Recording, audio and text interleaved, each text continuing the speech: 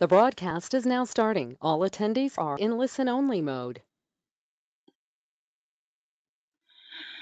Okay, good morning everybody and welcome to the China's Digital Consumer Webinar Series 2020.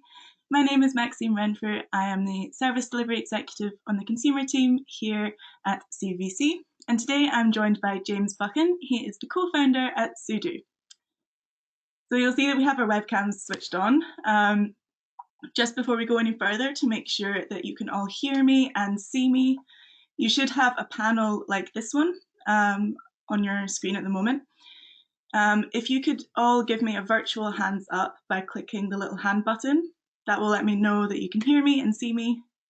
I see a few hands going up, so that looks all good, perfect. I've also circled the questions box below.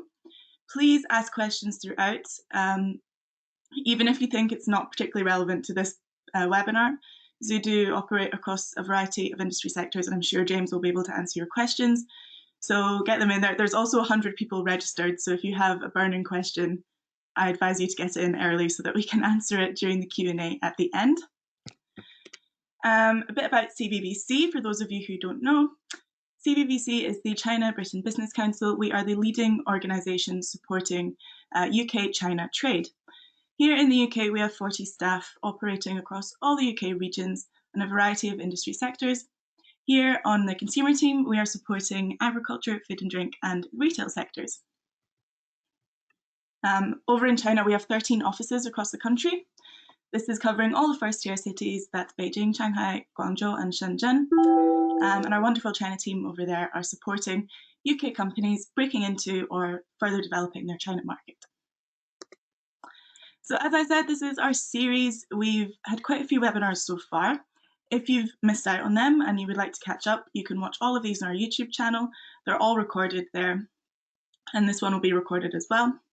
The one today, Zudu are going to be talking about how brands should be adapting given the whole COVID outbreak in China and the rest of the world. So this will be very relevant for all of you, but we do have a variety of sectors and platforms covered online. So upcoming, this is our first one in April. Happy 1st of April, everybody. Throughout the month, we will have many more. So on the 7th, we will be hearing from Scott Muir at Regroup Media. He will be talking about online reputation management.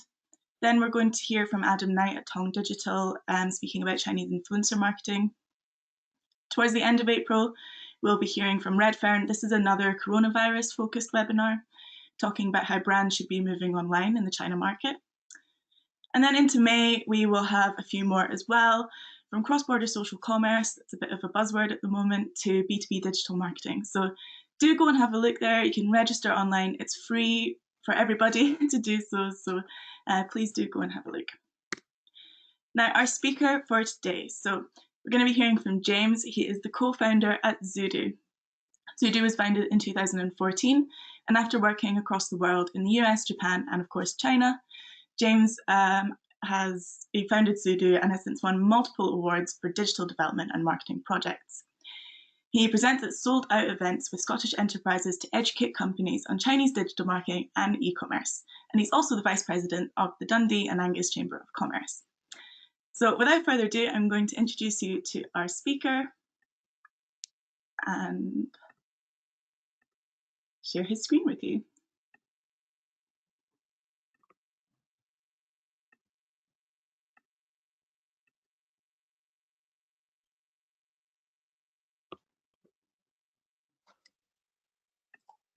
Brilliant. One sec. Yeah. Hi. Good morning, everyone. Hope you're doing well today and staying healthy. So I'll just move that. So yeah, I guess just following on from Maxime's introduction, I'm James Buchan, Managing Director of Zudu. So we're a digital agency based in Scotland, and we've got operations in the UK and China. So we've been running for just over 6 years as a company, and conducting Western digital development and marketing campaigns And through my personal family relations in China, we've been working in the Chinese market for just over 3 years now. So our China campaigns are focused on running online and offline campaigns to help companies break into and expand their operations in China.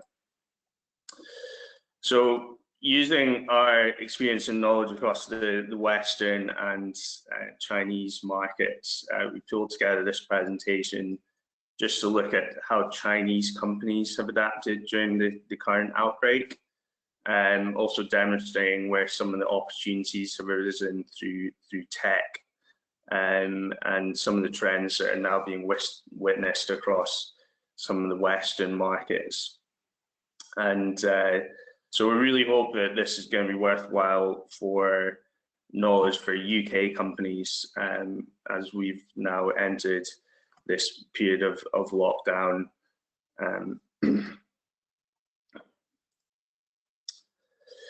So just looking at the current situation across the world, we're now at 860,000 cases. And obviously, there are many markets across the world now on lockdown, and this has had a major effect on businesses across the world. And today we're going to go through, first of all, looking at how COVID-19 is affecting businesses, particularly in relation to China. Also looking at the current situation in China, looking at how technology itself has adapted in China as a result of the current situation, and also looking at where the key opportunities are, and looking at some key guidance for UK companies coming from business leaders in China. So first of all, to talk about the economic shock that's affected businesses at the moment, it's in particular relation to 3 key areas. So first of all, the global supply chain has crashed. So as you know, China is the factory of the world, and that's caused particular issues in markets such as the electronic goods market, such as mobile devices, and also automotive sectors. So you might have heard stories of Land Rover taking car parts back to the UK in suitcases.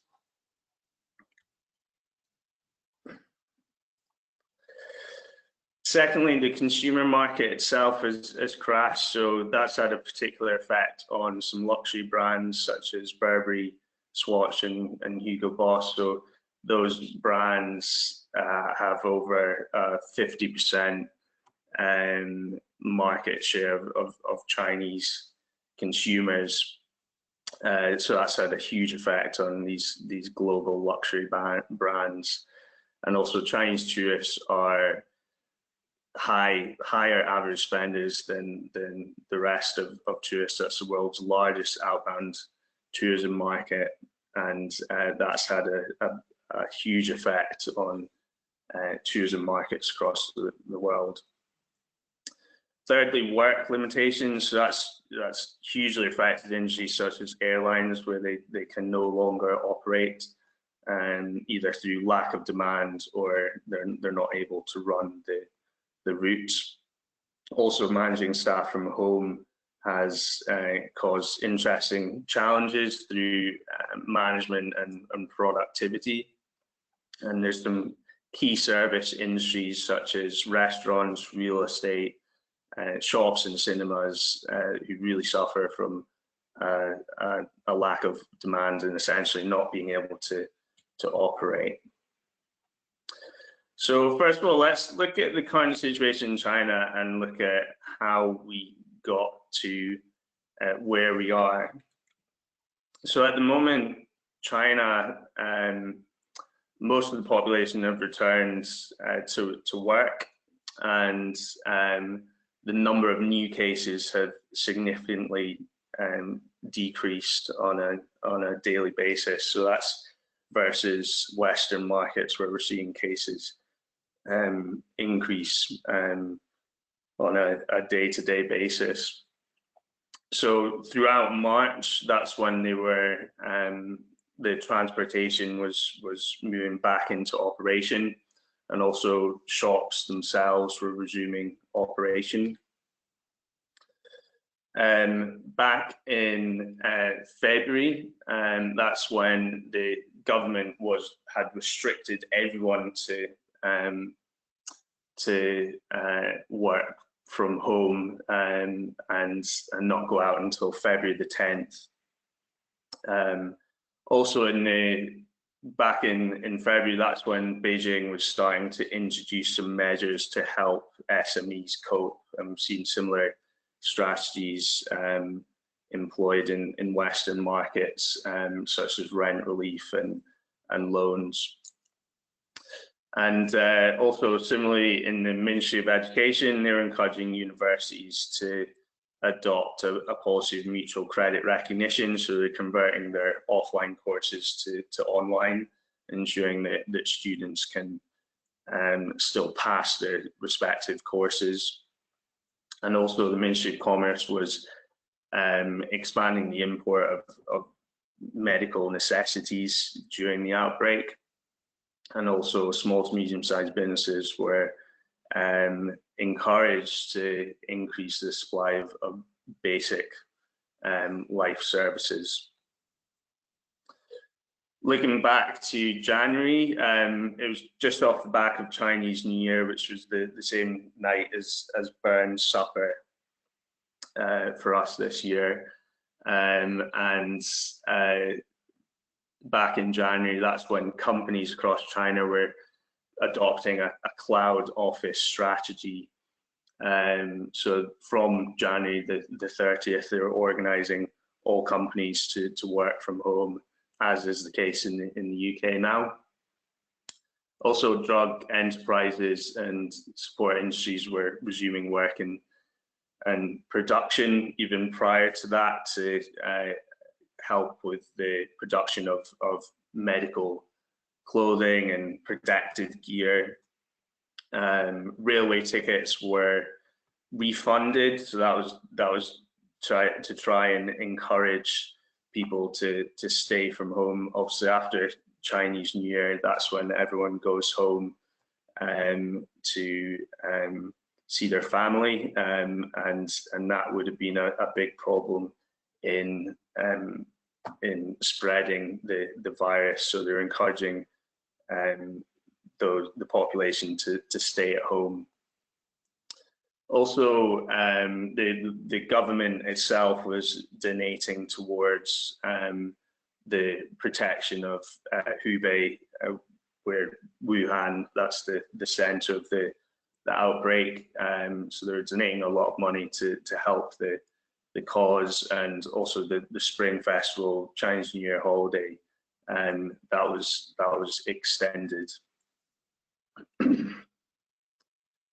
So just to take a look at how technology is adapted over the course of the outbreak.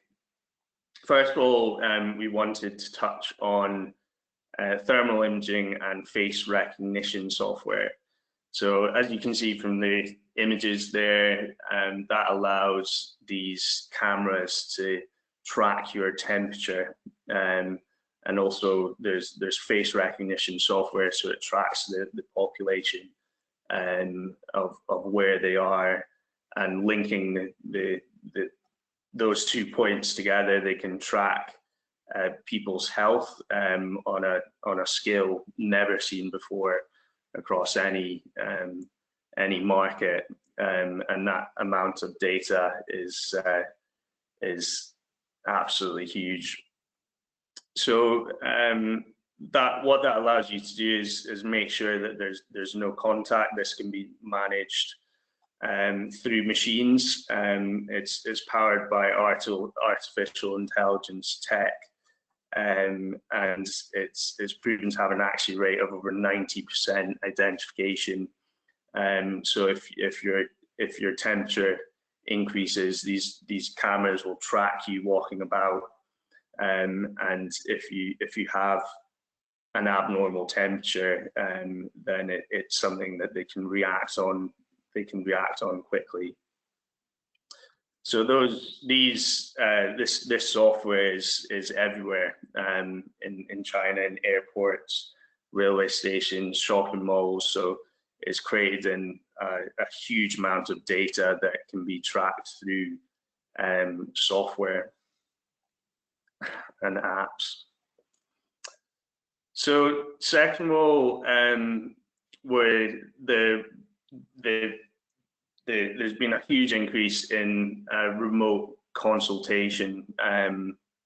So that's where using AR glasses, consultants can operate throughout the country. So you don't have to be in that specific location to help monitor and combat the effects of the virus and monitor the health of various patients.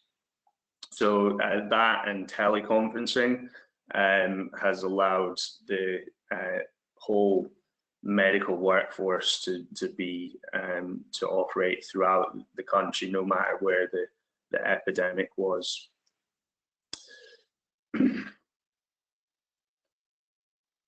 So the third point there is contactless touchscreen design. So you now see this technology. It's not a new technology, but now it's really come to light as a result of the virus. So that's in use across ATMs, lifts, and any public touchscreen. So it's designed to prevent the spread of germs. And now we've seen even in Western markets, McDonald's has started, as an example, have started investing in these technologies, as obviously that would be those touchscreens would be a key place to spread germs. So fourthly, smart urban logistics has become hugely important during the outbreak. So you see there, that's some examples of JD.com robots, and they're used to deliver key goods to hospitals and across cities. And so this has become incredibly important because staff can't be there to operate these systems. So these technologies have really come into play. And also here you can see this is an example of the intelligent sorting robot, and this allows supply chain systems to operate without the use of human intervention. So it's become incredibly important as the lockdown continued in China. So during the outbreak, as you might have seen in the West as well, there's been some quite high profile cybersecurity attacks. There's been a lot of phishing scandals going on, trying to pretend that there's it's the government or trying to help people, and in reality they're trying to take money from people. So there are malicious attacks trying to steal money and personal details during the outbreak. So that's where in China cybersecurity companies have worked side by side with the government to help combat those effects. So a big, and as I mentioned previously, e-learning has been critical as the population can't go to school, they can't go to university, so they still need to learn. So this has given rise to some apps such as Yuan Shu Ti, which that allows you to take photos of questions. So if you had some homework to answer, you could take a photo of your response, and it was searched through the answers. So this app tries to become the teacher in the situation, or replace the requirement for a teacher, because it essentially marks your homework. And then also it adds, so you have students, teachers and parents within the app, so it's encouraging parents to take more of an active role in the children's education while they're at home. 10-cent meeting has been used it hadn't typically been used in this format, but now many teachers have come on to utilize the platform to teach online. So it's been hugely increased in popularity. Also Ding Talk, so a comparable software to that might be Zoom, but Ding Talk has quite a few different features in it. So that allows you to do online classes. It also allows you to mark homework. You can set tasks. You can also monitor how long people have been working on those tasks and do online Q&As. So it has quite a few different functions behind it that allows you to not just do e-learning, but also operate a mobile workforce. And also the government itself has set up e-learning channels on TV stations, for example. So you can program into these national TV channels, which should typically been utilized for other purposes, but it gave kids up and throughout the country the ability to hook in and just turn on TV to hook into these e-learning channels.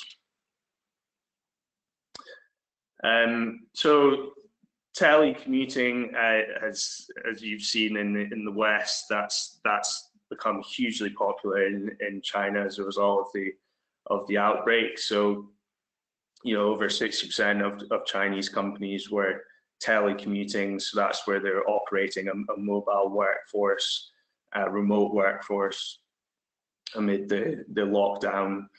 And so some industries could not do that. They weren't allowed to, or they weren't able to function during that environment. But for those that could, they're utilizing software such as WeChat Work, Ding Talk, 10-cent meeting, and also Zoom. Zoom wasn't working to a large extent a matter of months ago in China, and now it's become a hugely popular piece of software in China. So you can communicate through the firewall on Zoom, and it's these types of software have become hugely popular. Another example there is VR property viewing. So the property market itself that needed to survive. So there was property companies that had to become digital. So VR then became a very important play for them to allow the continued operation of their companies, and also continue the sales through platforms. So consumers were still buying properties without actually physically having to visit and view the property. On the ninth point there, Dingjiang Doctor, that's become a hugely popular platform. they increased their popularity through posting information regarding the virus, and actually the app itself has slightly different functions, and it was a popular app before the virus, and it allowed you to book in, it had an online doctor feature, so you can book in a review or consultant's time through the app.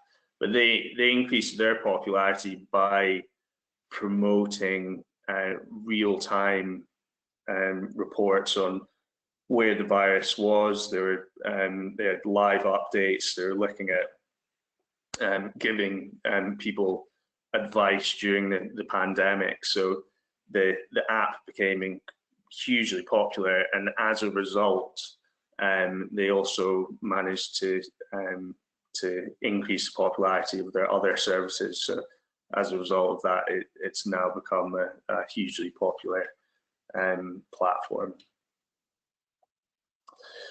So OTAs and live streaming platforms, they were also continuing to operate throughout the pandemic. So they were targeting and attracting customers by pre-selling and lowering prices. So, many OTA,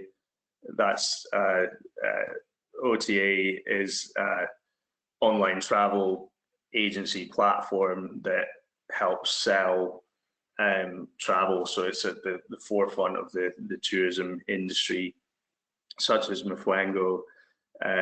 They launched a campaign where they're reporting real time on COVID-19, and also they did that. Off the back of that, they were also creating kind of current topics to generate PR and also click-through rate, and also linking that in with pre-selling and lowering prices of their services in there. So as you saw previously, big data has provided a huge amount of insights that normally wouldn't be possible in most other countries. So you can identify in real time the high-risk areas. There was Baidu, so that's the biggest search engine in China, similar to Google.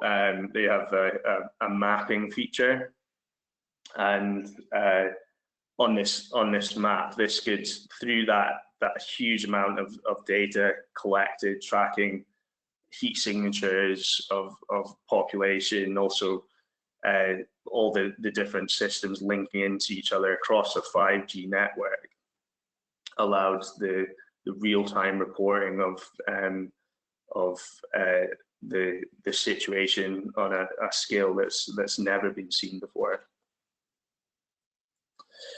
And so even social video platforms, Douyin is, or TikTok, as you might know it in the West, is hugely popular. In China, they were doing live streaming of e-learning courses. So they had an online cloud classroom to serve students. So even video platforms themselves were adapting very quickly to the changing environment.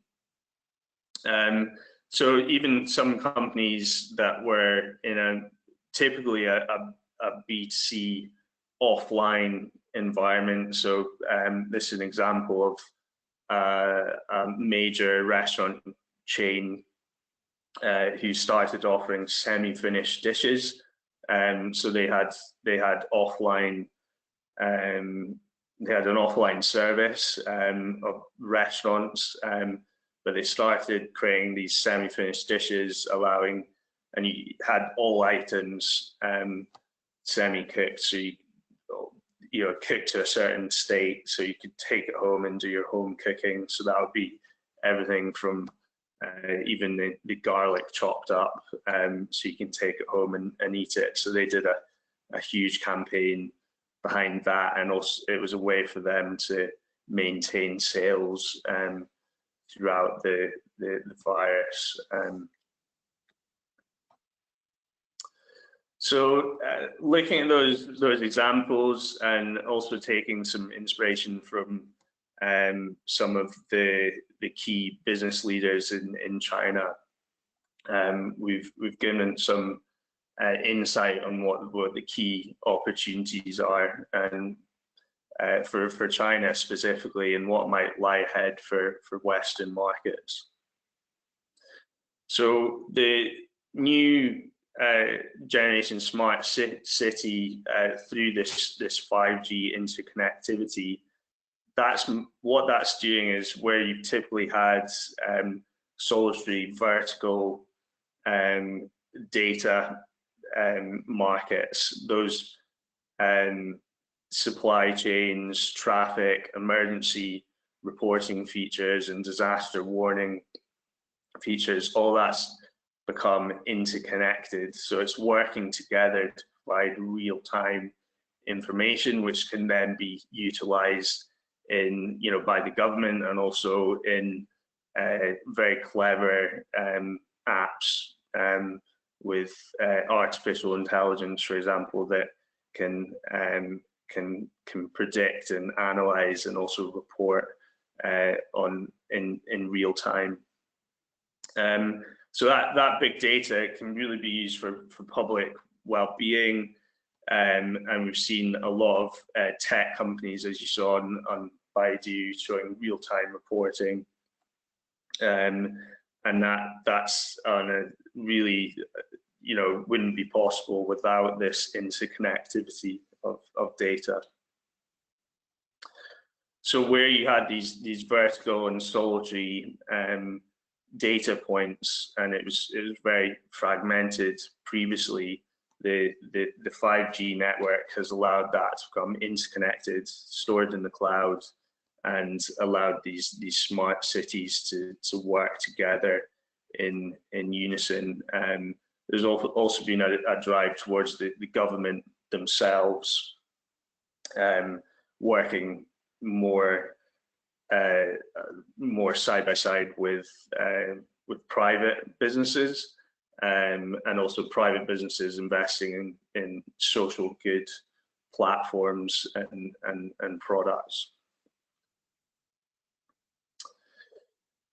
So in terms of the changes and opportunities for industries, the outbreak has really accelerated the application of new technologies. So even technologies that previously existed, we saw the VR example with the property market. That was something that was always there, but it forced these companies to adapt much more quickly than they probably had originally perceived as a requirement.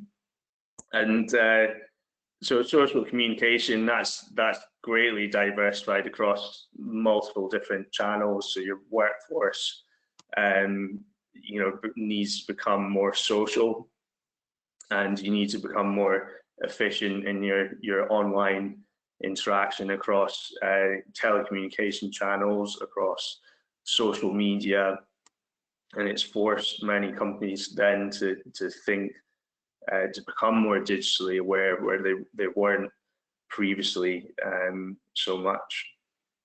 And also this time is really shaping entrepreneurship. So in China, through all the pain and anguish, there has been areas of opportunity with products and new tech that's developed. So it's really forced some companies to really rethink their business models and start focusing on new tech.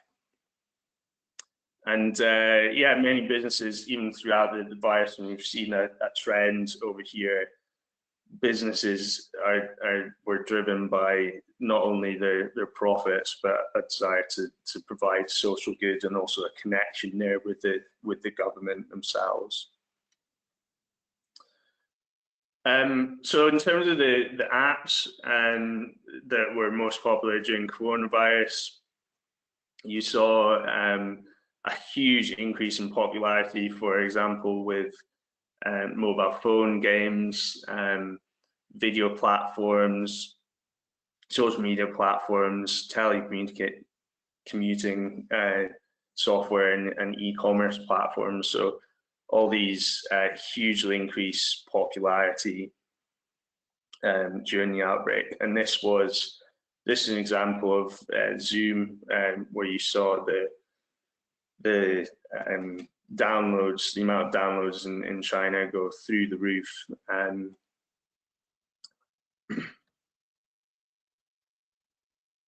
So in terms of there's been a real drive for offline businesses who've had to adopt new business models. So, specifically in sectors such as health, logistics, entertainment, retail, and education, they've had to move from these inherently offline models to online models through e-commerce, e-learning, and it's forced them to rethink and adopt these new business models. Also, so the companies have had to use social media to coordinate employees and partners in a level that they've never had to previously. So remote working, it's added a new set of challenges for companies, and also companies need to adapt to social media platforms, whereas previously they might not have. They might have inherently been an offline focused company. So there's other examples such as Cosmo Lady. That's the largest underwear and lingerie company in China, and they were increasing their sales through WeChat. They adapted their business model by encouraging their employees to focus on promoting through WeChat. So where their employees can perhaps be focused on the operational aspect or the offline aspect of sales, they were encouraging their employees to go digital, and they had a digital ranking process which looked at employees competing against each other essentially to achieve sales, and also adding in an element of gamification, so that encouraged staff and themselves to participate and be more engaged with the company. Also, online and offline strategy has become increasingly important to try and for companies to really think about on a deeper level and think about changing their sales channel mix. So, these person to person or bricks and mortar retail, they weren't able to continue operating. So that's where they had to adopt new sales channels and strategies. And some companies were working more with KOLs and to increase their connections and sell products where they hadn't historically done that as a company. So in terms of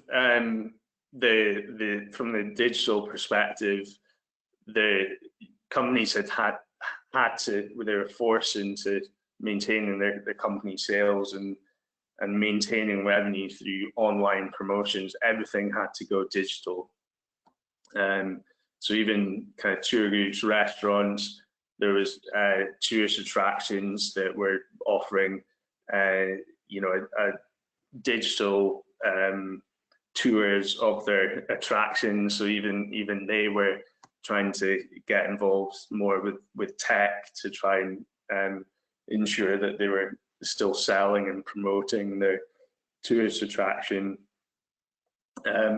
So even hotels and restaurants, they were doing pre-sales and combining with kind of social media promotion and e-flyers and utilizing WeChat and H5 content and using QR codes and really encouraging their employees to get involved with sales where they hadn't historically been involved with the sales of the company.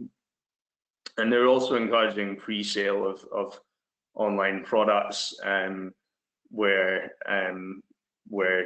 previously they weren't planning on doing that. So really thinking about new ways to sell their products digitally. So in terms of the key guidance for UK companies, we've looked at several business leaders across in China and the kind of key guidance that they were giving to companies. Ultimately, there's no easy answers to what's going on at the moment. There's an unpredictable nature to what's going on, and you know, there's no plug and play approach. Every society and government is going to react, and every population within there is going to react differently to what's going on at the moment. So it's ultimately a very localized situation that's affecting everyone, but hopefully there are some advantages to looking at the Chinese situation itself and looking at how those Chinese companies have evolved throughout the crisis. So the key advice coming from business leaders in China, first of all, looking at advising that every employee should turn to sales. So that's where previously companies had, you know, a lot of operational staff, or they operated offline. They were encouraging employees to turn to first of all sales, and also to more of a digital format, and also thinking about shifting their sales channel mix. So some industries were forced into redefining their services and products. Other industries had to adapt slightly to think about how they're going to continue selling and generating revenue for the business. Second of all, they rapidly innovate around new needs and spare no effort to develop new products. This is Jack Ma's really been promoting this point, and it follows on from many of the kind of points that we've seen in this presentation. So there has been new areas of opportunity for innovation. So, you know, where you can't necessarily get support or shut down as a business, you really need to think about innovating, developing new products, and making sure you're reacting very quickly to what's going on in the market. So thirdly, radically cut costs. So, you know, as we work with you know, companies up and down the UK, and it's a similar story for everyone in terms of cutting costs, going through your personal you know, your bank details and looking at your various subscriptions.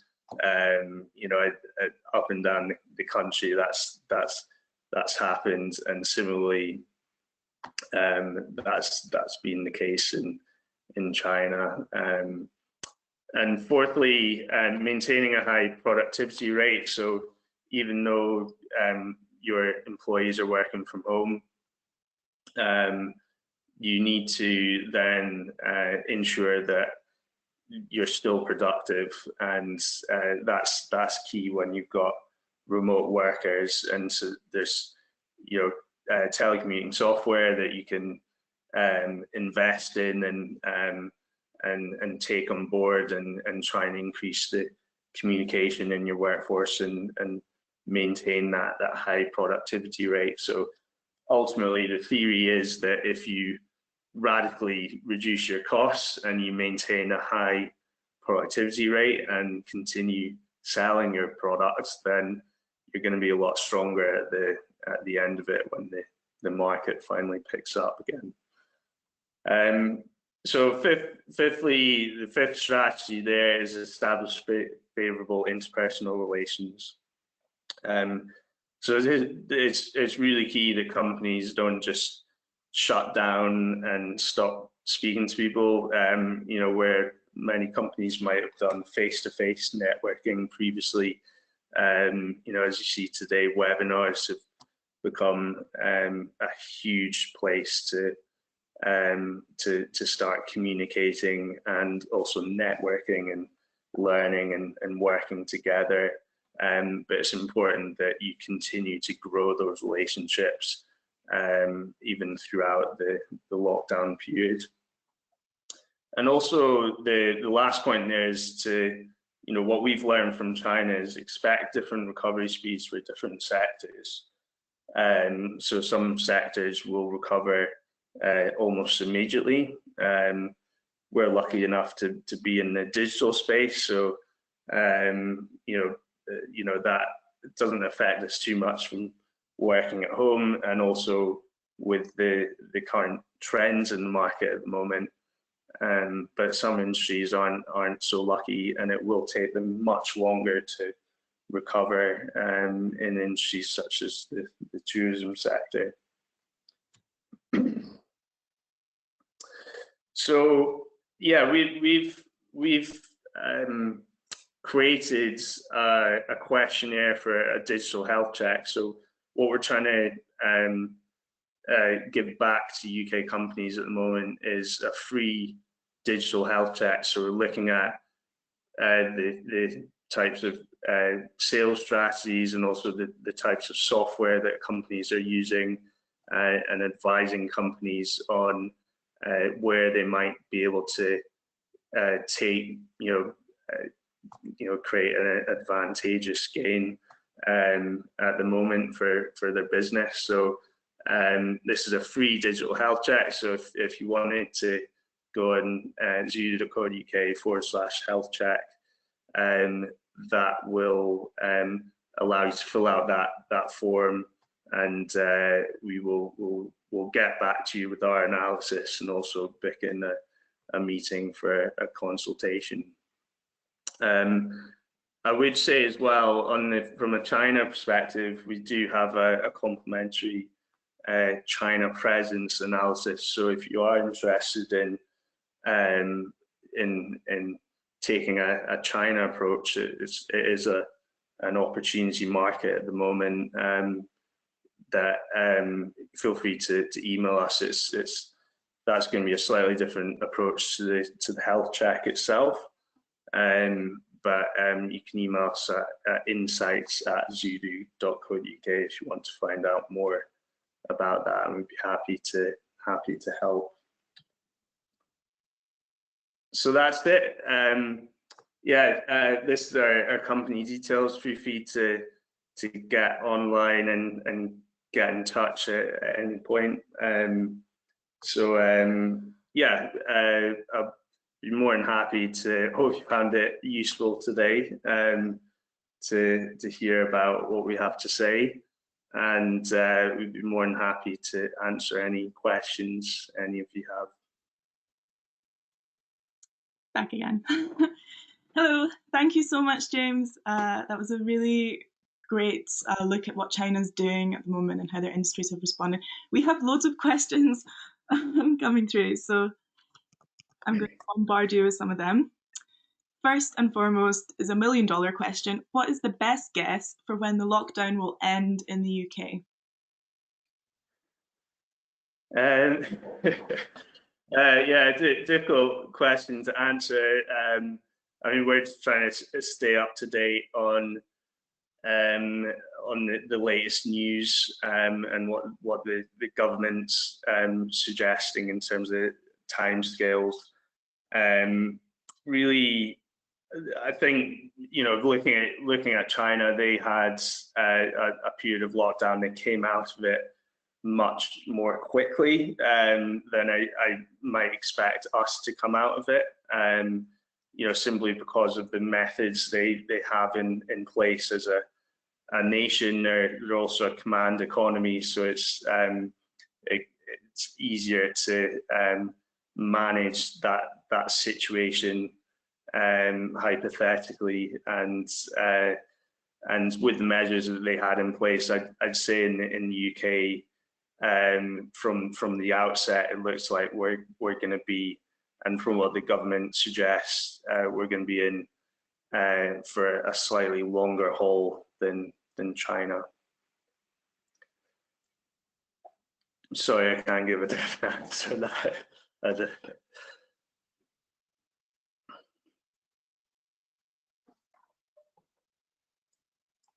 Cool. I don't think we can hear you, Maxime.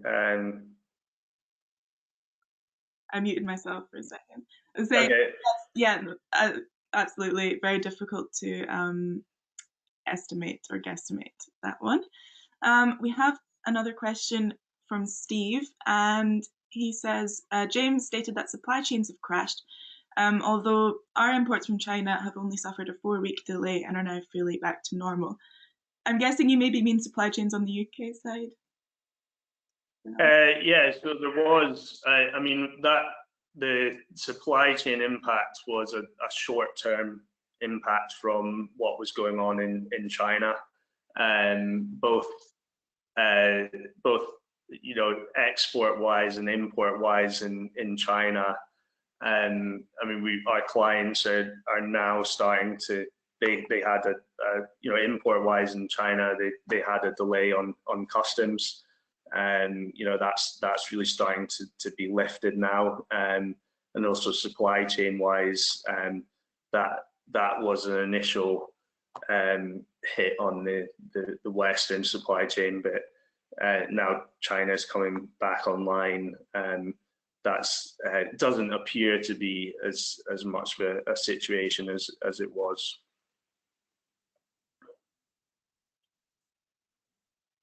Great. Next one. Oh, it's a food and drink sector specific question from Adam.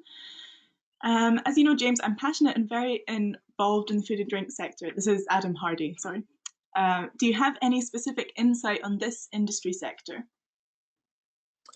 Yeah, good question. The food and drink, we have food and drink clients. It's one of our areas of expertise. We've seen, initially, as I said, there was a hit on imports, and they were really struggling to get product into the market, and also, the way that the banks were operating, it's also inability to move money out of the market as well and be paid for products. So there was that immediate cash flow situation, but it's really started to pick up again.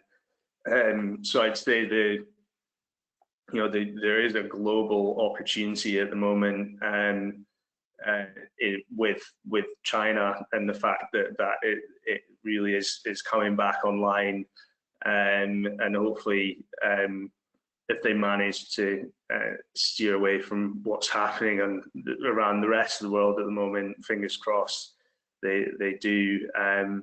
It is becoming a real big opportunity for food and drink companies across the world, and particularly in the UK, because we've got such a great and diverse food and drink market. Yeah, booze and shellfish are top players, I guess. So another question, how do you see the travel world looking post-COVID-19? So yeah, I guess the Chinese companies have done very well to pre-sell products, and I don't think we've seen as much of a trend over here. There's more so companies are going into the furlough, hibernation mode approach. So yeah, we certainly haven't seen the same trend. I would expect that it's not going to pick up as quickly as a result of that, and because of the digital nature of Chinese companies, I wouldn't expect we are as reactive and able to come back. In terms of the tourism industries themselves, the impact on the tourism market. At the moment there is no tourism, and from what we can see, there's that is going to have a long-term impact as well on the desire for people to travel abroad. But there's a lot of positive signs on the Chinese market itself. So it's really it is starting to pick up again, and as the world's largest outbound tourism market, if we can somehow limit the effects in the West of the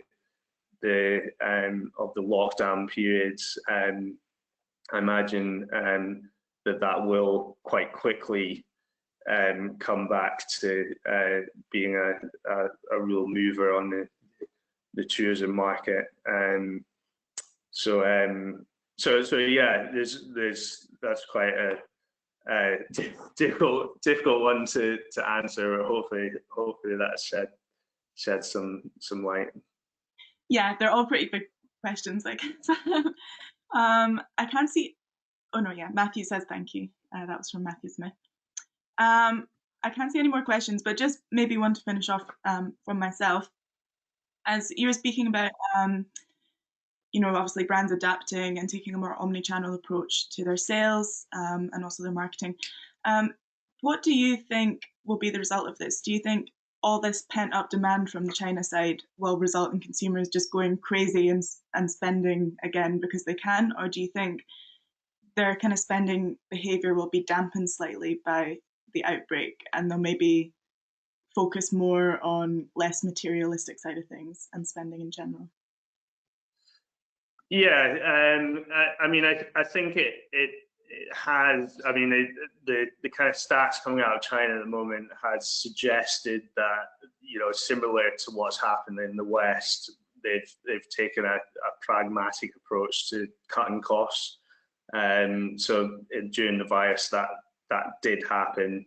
And I guess with the China being such a rich consumer market, I can't see that being exactly the same. The same opportunity for import products coming into China. But I mean, it also depends how quickly the economy's reacted very, very quickly, and it's coming back online, which is fantastic. So it's how quick that can happen. Also looking at the Western markets, it looks like we're heading for a world recession at the moment. And that is going to affect every industry. No industry is safe from that at the moment. That's the economists are predicting that's kind of a year and a half down the line before we can start a recovery process of the recession that's coming our way. Cool, thank you. Brilliant. No, that's all right. Our last question, I think, will round off the session today is from Kai-Chen Chapman. Lots of museums and galleries started cloud visits and online exhibitions, which have attracted billions of views online. Do you think consumer behaviour has forever changed, shifting from physical to digital and not physically going to museums and galleries anymore? Or do you think museum audiences will still want to have a physical experience? Yeah, I think that's a really good point. That in China, that happened on a huge scale, where they're starting to offer a digital experience, which is incredible. I haven't seen exactly the same trend over here. There's been some cases, but it hasn't been as great as what happened in China. So that's been fantastic. What I would say is that's typically when we've seen these types of outbreaks before, SARS, for example, there's been a short-term impact on tech such as VR, AR, e-learning, and that has then, after the crisis has been averted, and then people have gone back to their regular ways of visiting tourist attractions and also communicating. So I think historically we've never seen anything on this scale, but historically we have seen a short-term boost in these technologies, which is much needed in this environment, and then it has typically then gone back to normal methods. But I think with just the severity of what's going on at the moment, I would suggest that that's maybe going to become more entrenched in our day-to-day behavior as consumers. Great. On that note, we have hit 10:30. So yeah, that brings us to the end of the webinar. Thank you so much, James, for your time and expertise. Thank you to everybody who signed on. I will be sending follow-up emails after this with all of James' contact. We've got the slide here with his contact details, but I will send you all information about Zudu and how you can contact James to any more questions that you might have that we didn't get to cover at this time.